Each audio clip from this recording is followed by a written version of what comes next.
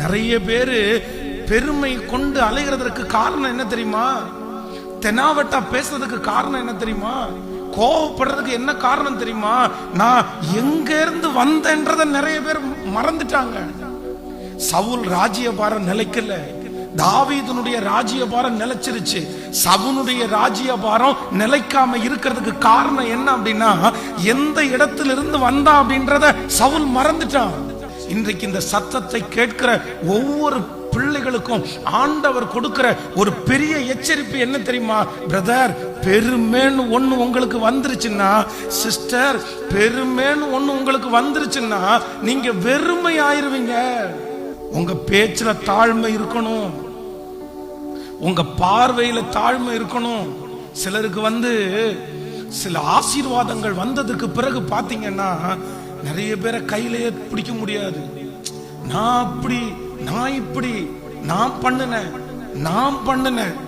ஆனா உன்னதமான ஒரு இடத்துல போய் உட்கார்ந்துட்டு தாவீது என்ன சொல்றான் தெரியுமா? எங்கள் தாழ்வில் நம்மை நினைத்தவரை துதியுங்கள், அவர் கிருபை என்றும் உள்ளது. உன்னதமான ராஜாவுடைய அங்கீகாரத்துல போய் இருக்கும் போது எந்த இடத்திலிருந்து நான் வந்தேன்றத அவன் மறக்கவே இல்லை. இந்த சத்தத்தை கேட்டுக்கொண்டிருக்கிற யாரோ ஒருத்தர், பிரதர், நீங்க ஒருவேளை இன்னைக்கு ஒன்னும் இல்லாம போயிருக்கிறதுக்கு காரணம் உங்க பெருமையினாலதான் ஆண்டவர் அப்படி வச்சிருப்பாரு. நீங்க அதனாலதான் இழந்திருப்பீங்க. ஆனா உங்களுக்கு தெரியாம அப்படி பண்ணி இருக்கலாம். பரவாயில்ல, இன்னைக்கு ஆண்டவர் என் நிமித்தமா உங்களை எச்சரிக்கிறார்னு நினைச்சுக்குங்க. நீங்க தாழ்மைப்படுங்க, நீங்க சாஷ்டாங்கமா கர்த்தர் சமூகத்துல விழுங்க, நீங்க போய் கர்த்தரிடத்துல விழுங்க.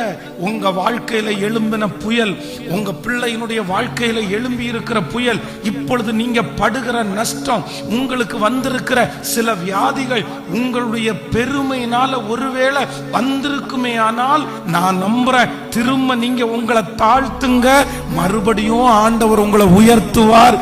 கர்த்தர் மறுபடியும் உயர்த்தும் போது இனி உங்களிலே அல்ல, கர்த்தரில நீங்க மேன்மை பாராட்டுவீங்க. நடக்கும் போது தாழ்மை வேணும், பேசும்போது தாழ்மை வேணும், மனசுல தாழ்மை இருக்கணும்.